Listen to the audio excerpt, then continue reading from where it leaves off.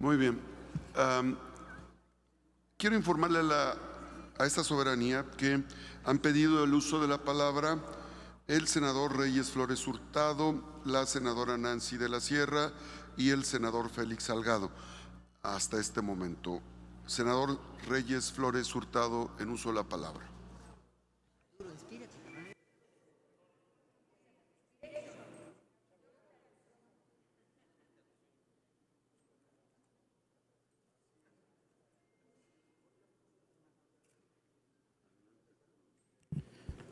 Con su venia, presidente, y con la venia de la Asamblea.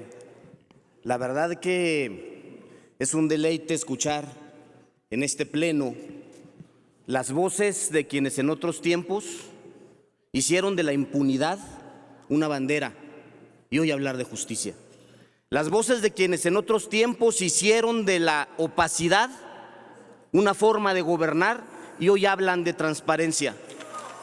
Las voces de quienes en otros tiempos hicieron del abuso de autoridad una práctica constante y hoy hablan de respeto a derechos humanos. La verdad que nomás por eso ya desquito la oportunidad de estar viviendo esta historia, porque creí que jamás habrían de reconocer todos sus excesos. Hablar, claro, y te voy a hablar de mi tierra precisamente, ahorita donde están aliados con el PRI. Hoy hablan de impunidad si se les olvida Allende, hablan de impunidad y se les olvida Allende. Hoy el presidente de la República da a conocer una anécdota de mi tierra.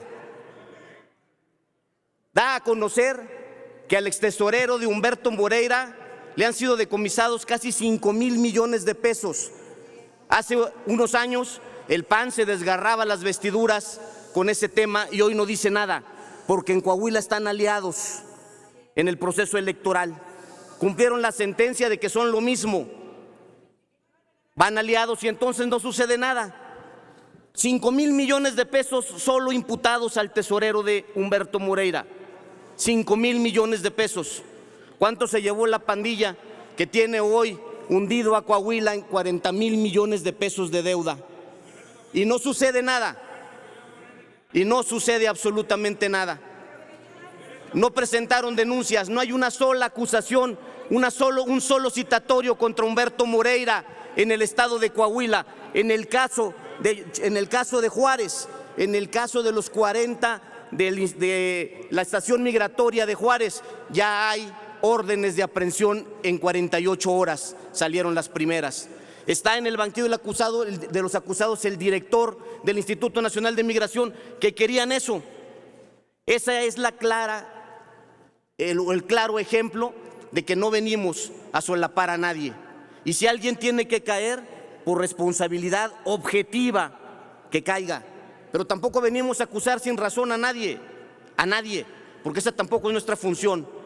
Y claro que les da la oportunidad cada hoyo. Cada vez que se hace un pozo y se llena de agua, les da la oportunidad de venir a aprovechar la tribuna. Pero esa es la realidad. Esa es la realidad. ¿Sí? ABC decía, ahorita Malú, nunca hubo sanciones. De Ayotzinapa ni hablamos. Chihuahua hay justicia. Y ahí está claro. Y no se está solapando ni se está encubriendo a nadie. Está en la acusación y eso es lo importante. Y si sigue y si a final de cuentas tendrá una responsabilidad, se le va a fincar. Ahí están los hechos. Ahí están los hechos. Esa es la realidad. Esa es la realidad y no hablan de eso. A mí me gustaría escucharlos hablar de lo que está pasando en Coahuila. Me gustaría escucharlos hablar de la corrupción de su aliado, el PRI, en el estado de Coahuila, del saqueo histórico a los coahuilenses, que hoy nos tienen hundidos en una deuda histórica de 40,000 millones de pesos. Me gustaría escucharlos hablar de los asesinatos en Coahuila, en este estado, donde son aliados del PRI. De eso me gustaría escuchar en esta tribuna.